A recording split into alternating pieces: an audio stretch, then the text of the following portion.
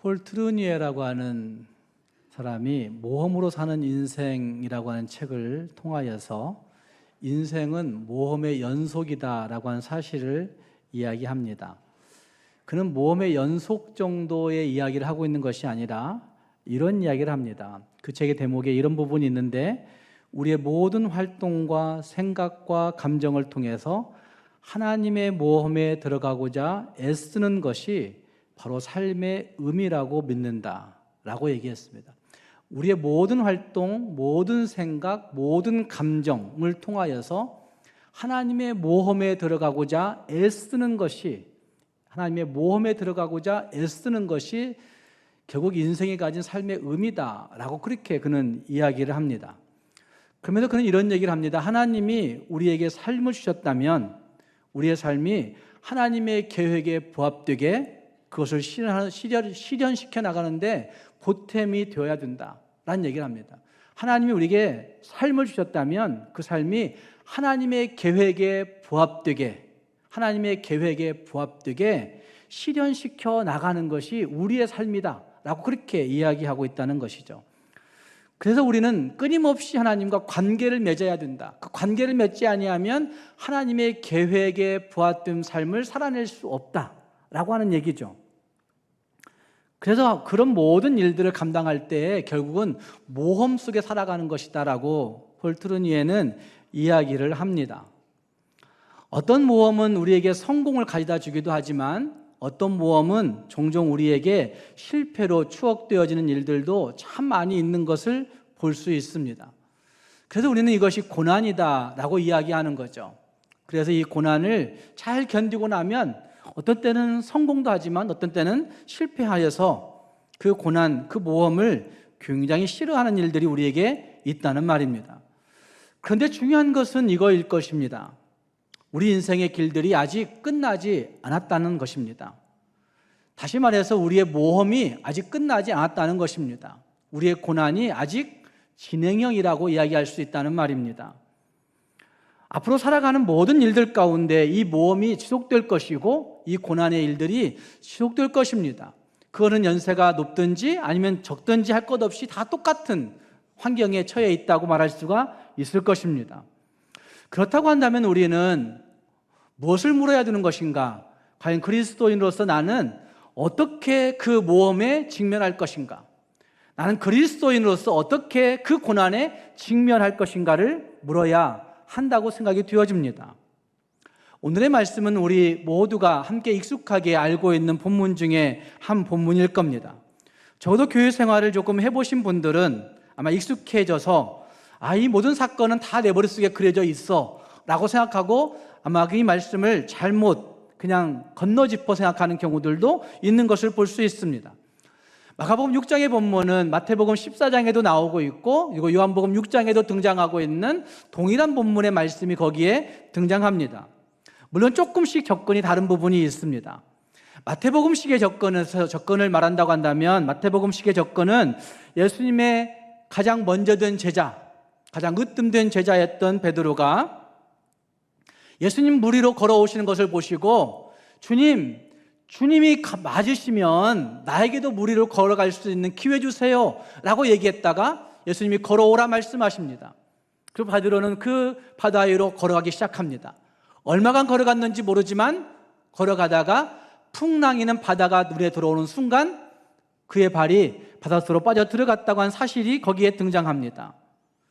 그러니까 이 말씀은 잘 살펴보시면 유대인인 이 베드로의 신앙, 베드로의 믿음, 실패를 하긴 하지만 베드로의 그 믿음의 기초에서 포커스를 맞춰서 기록되고 있는 말씀인 것을 볼 수 있습니다.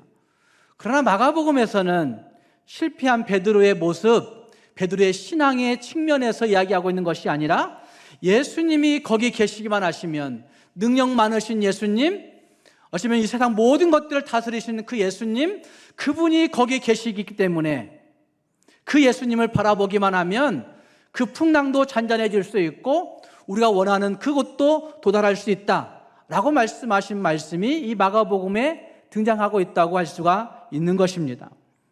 예수님의 능력과 믿음이라고 하는 측면에서 이 말씀을 하고 있다는 말입니다. 그 예수님의 능력을 올바르게 바라보고 그 예수님의 능력을 올바르게 신뢰하고 의지할 수만 있다고 한다면 우리는 다가오는 모든 모험 앞에서 그 풍랑을 이기고 온전히 승리할 수 있음을 말씀하는 말씀이 여기 마가복음 6장의 말씀이라고 할 수가 있습니다.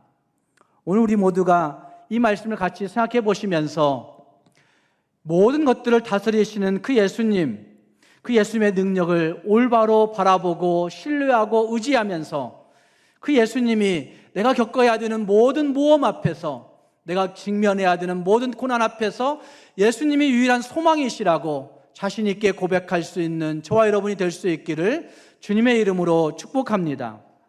오늘 함께 그 말씀을 보시면 인생의 바닥 가운데 예수님이 그들을 가라고 명령하시는 말씀이 거기에 등장하고 있습니다.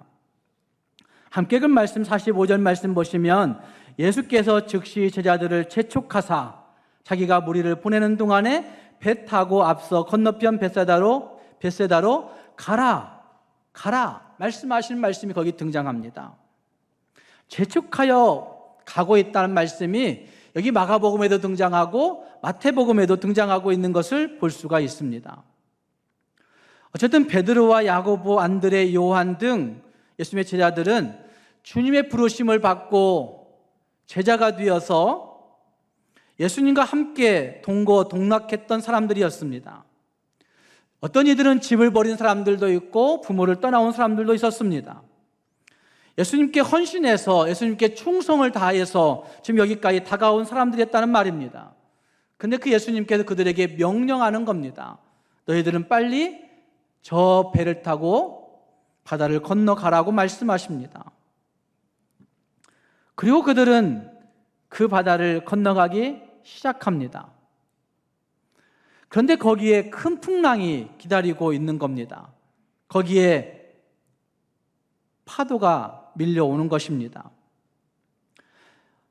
예수님의 명령에 순종하여 배를 타고 건너가는 그 길에도 고난이 있구나 라는 사실을 우리는 볼 수가 있다는 말입니다.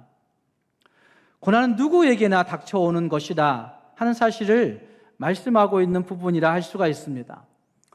볼트루니에가 말씀하고 있는 것처럼 우리 인간이 가지고 있는 모든 생각, 모든 활동, 모든 감정을 통해서 진짜 삶의 의미를 발견하고자 애쓰는 사람들은 하나님의 모험에 들어가야 된다, 하나님의 모험에 들어가고자 애쓰는 사람들이다 라고 말하고 있는 것처럼 어쩌면 고난은 모든 그리스도인들이 직면해야 되는, 누구에게나 닥쳐오는 문제란 사실을 말하고 있다는 말입니다.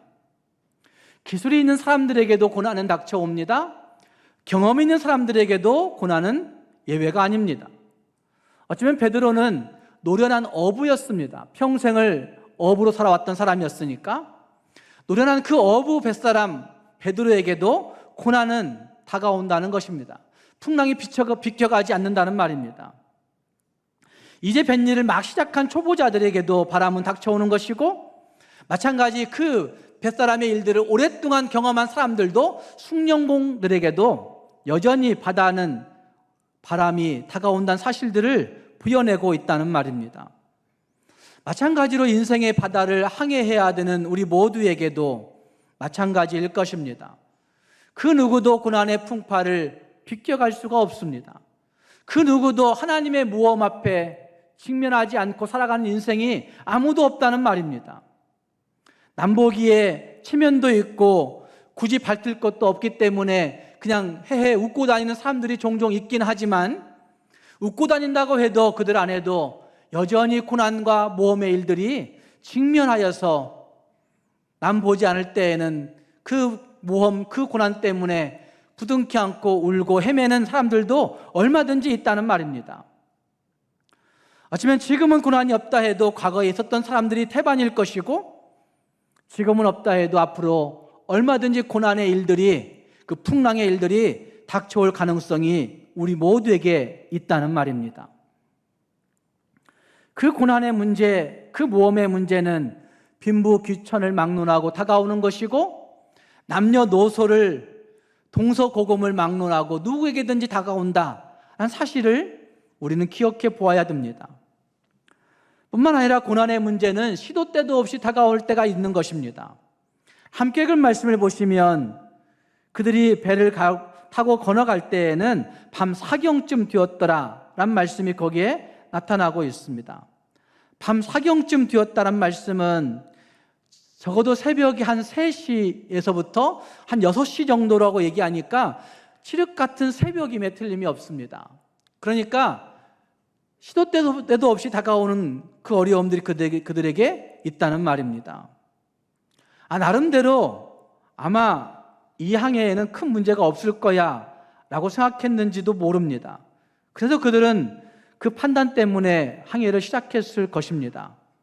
그러나 갑자기 불어오는 큰 바람, 갑자기 불어오는 고난, 갑자기 불어오는 모험, 피할 수가 없다는 말입니다.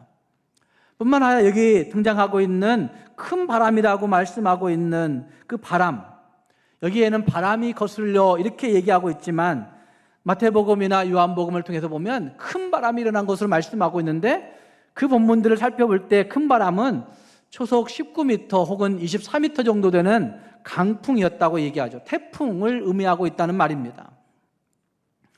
그러니까 아무렇지도 않았던 그 하늘에 이런 태풍이 불어올 수도 있다라는 사실을 분명히 말씀해 주고 있습니다.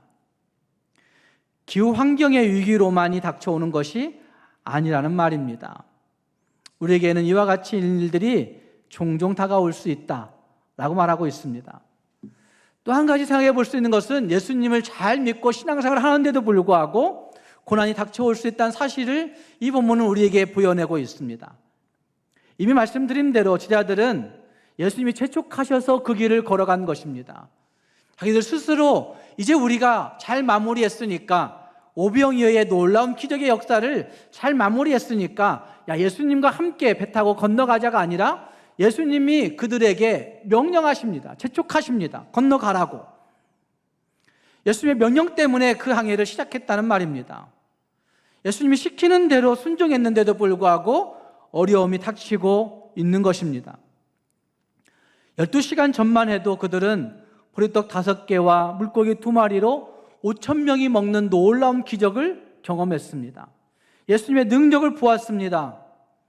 예수님의 그 초능력에 대한 흥분이 그들에게 가라앉지 않았을 그런 시점이었습니다. 그런데 그들은 지금 무시무시한 파도 앞에 속수무책, 어찌할 바를 모르고 두려워하고 있는 그런 환경 가운데 있는 것입니다. 왜 예수님이 가라고 말씀하신 그 길에 죽음을 방불케 하는 고난이 있는 것일까요? 왜 예수님이 명령하신 명령에 순종하여 갔는데 거기에 왜 혼돈이 있고 두려움이 있고 어려움이 그들에게 다가오는 것일까요? 무엇 때문에 하나님은 그 고난을 그들에게 주신다고 생각하십니까? 내가 하나님을 믿고 하나님의 인도하심 가운데 있는데도 불구하고 왜 나에게 때로는 이런 질병이, 왜 이런 고통이, 왜 이런 어려움들이, 이런 혼돈스러움들이 우리에게 있는 것일까? 참 많은 고민들을 해볼 때가 있습니다. 하나님, 내가 어떻게 해야 되겠습니까? 라는 질문을 할 때가 있습니다. 여러분, 그 이유가 무엇이라고 생각하십니까? 그 이유는 주님을 만나게 하시기 위함이라고 저는 생각합니다. 주님을 만나게 하시기 위해서. 그래, 주님이 거기 계시다라는 사실을 보여주기 위해서 하나님이 그 일을 하고 있다라고 할 수가 있다는 말입니다. 주님 여기 계시기만 하시면 놀라운 일들이 일어날 수 있다는 사실들을 주님이 보여주시기 위해서 하나님이 우리에게 고난도 주시고 모험 속에 직면하게 하시기도 하시고 우리의 생각과 우리의 모든 활동과 우리의 모든 감정이 하나님의 모험 속에 그냥 서도록 하실 때가 종종 있다는 말입니다. 미우라 아야코라고 하는 일본 여성이 세계적인 기독교 작가이시죠? 근데 그 여성이 이런 얘기를 합니다. 왜 때로 나에게 이 질병의 고난이 엄습하는 것일까? 왜 죽음과도 같은 이 실패와 절망과 아픔이 왜 나에게 있는 것일까? 라고 하는 기도를 행했는데 주님이 나에게 이렇게 말씀하시는 것이죠. 그래서 미우라 아야코는 이렇게 고백합니다. 병들지 않고서는 드리지 못할 기도가 따로 있습니다. 병들지 않고서는 믿을 수 없는 기적이 따로 있습니다. 병들지 않고서는 들을 수 없는 말씀이 따로 있습니다. 병들지 않고서는 가까이 갈 수 없는 성소가 따로 있습니다. 병들지 않고서는 우러러 볼 수 없는 얼굴이 따로 있습니다. 병들지 않고서는 나는 인간이 될 수 없습니다. 이렇게 얘기해요. 그녀가 겪은 병들이 여러 가지 병들이었죠. 척추 카리아스라고 하는 그런 질병으로 그는 허리를 쓰지 못했습니다. 모든 게 마비되어 가는 그런 병을 갖고 있었습니다. 폐병도 있었고 직장암도 겪었습니다. 그런 질병을 겪으면서 이런 고백을 하고 있는 거죠. 하나님, 왜 나에게 이런 질병 주십니까? 라고 하는 그런 고백을 해왔었는데, 질병을 통해서만이 볼 수 있는 하나님의 얼굴, 질병을 통해서만이 느낄 수 있는 하나님의 성소, 질병을 통해서만이 들을 수 있는 하나님의 음성, 질병을 통해서만이 믿을 수 있는 하나님의 놀라운 능력, 그것들이 따로 있었다고 그는 고백하고 있는 거죠. 그래서 그녀는 하나님을 인격적으로 만나고 난 다음에 하나님과의 깊은 교제를 누리고 나서 하나님에 대한 이야기들을 그의 글들을 통해서 서술하고 있는 것입니다. 그래서 많은 사람들에게 그런 생명을 전해주는 작가가 되어 있는 것이죠. 그렇기 때문에 믿는 자들에게 고난, 믿는 자들에게 모험이라고 하는 것은 천지를 주관하시고 다스리시는 그 하나님과 더 깊은 교제를 누릴 수 있는 통로가 된다는 사실들을 볼 수가 있는 것입니다. 그것 통해서만이 하나님 만날 수 있고, 그것 통해서만이 하나님의 얼굴을 볼 수 있고, 그것 통해서만이 하나님의 음성을 들을 수 있는 길들이 있어서 그 질병과 고난과 모험의 일들이 하나님의 초청장과 같은 것이었다라고 말할 수 있는 부분이 거기에 있다는 말입니다. 사랑하는 성도 여러분, 우리에게 닥치는 여러 가지 고난과 모험의 일들이 하나님의 초청장이라는 사실들을 다시 한번 기억해 볼 수 있기를 바랍니다. 제가 금요일 참 바쁘게 다니다 보니까 멀리 외국에서 온 톡을 간과한 적이 있었습니다. 2번씩이나 저에게 계속 톡으로 문자 보내는 게 아니라 보이스톡으로 계속 전화가 오는 거예요.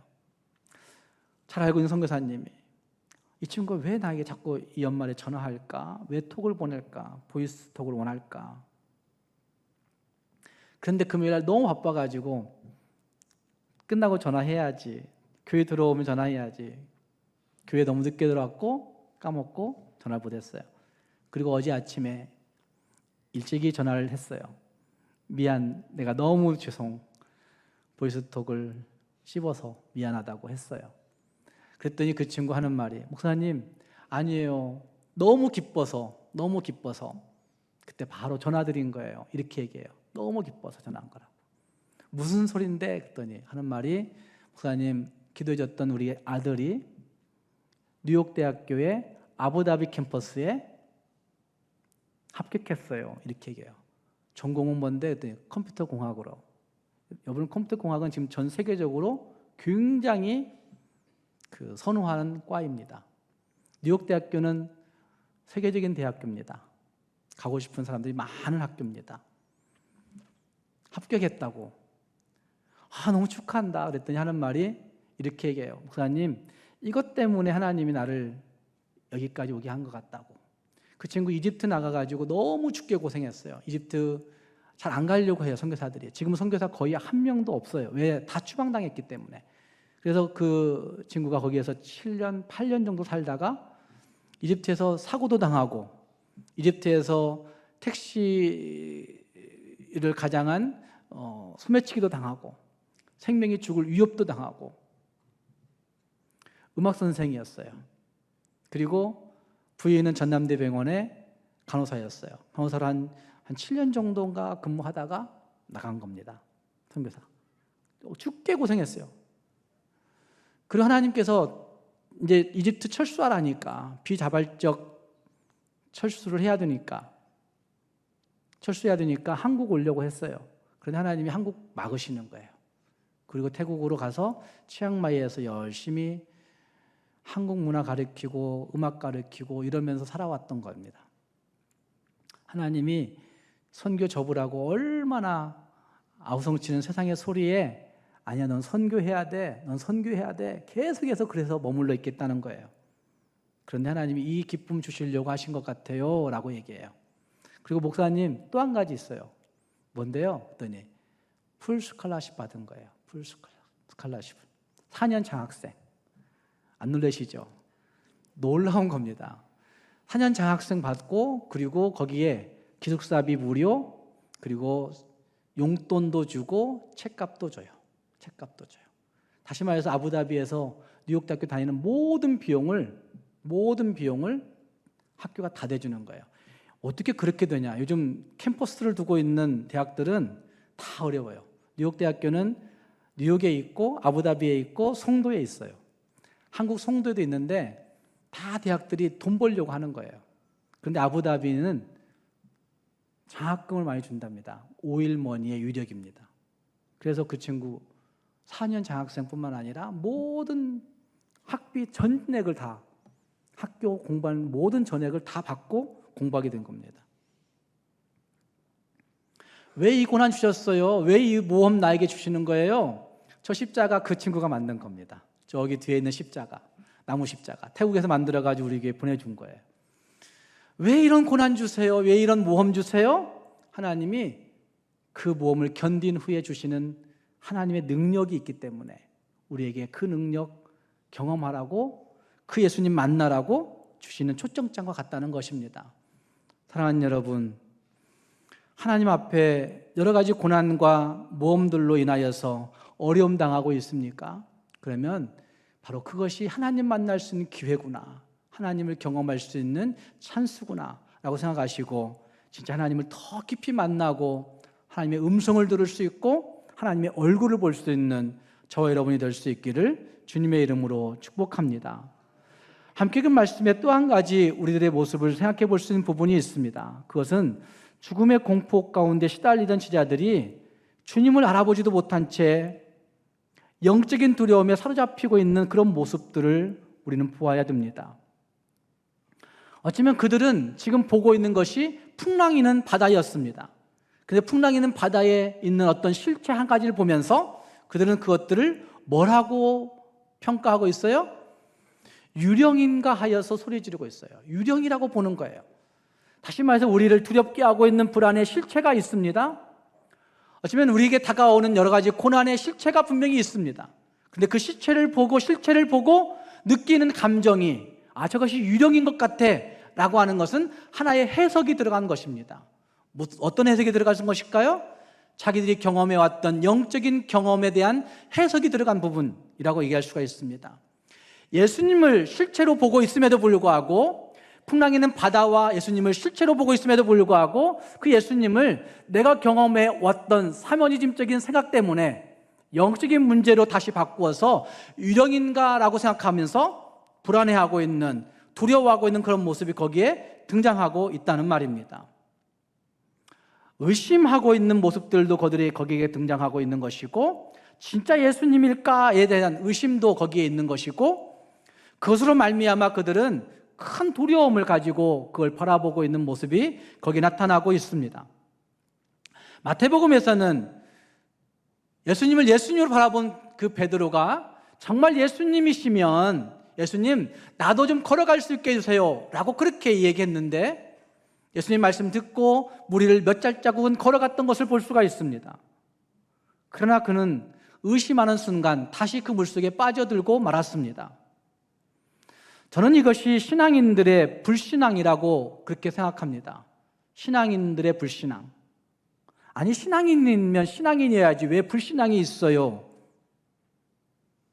그럴 수 있는 때가 많이 있는 거죠. 신앙인들도 인생의 어떤 한때, 어떤 한 삶의 한 장면, 여러분의 인생에서도 분명히 예수 만났던 처음의 기억, 그 시점에는 진짜 신앙인다운 신앙인의 모습을 가지고 불신앙이 아니라 신앙으로 살아갔던 때가 있었을 것입니다. 제 아들도 마찬가지였습니다. 예수님 처음 만나고 예수님과 함께 했던 그때의 일들은 예수님을 믿는 신앙인의 모습으로 살아갔었습니다.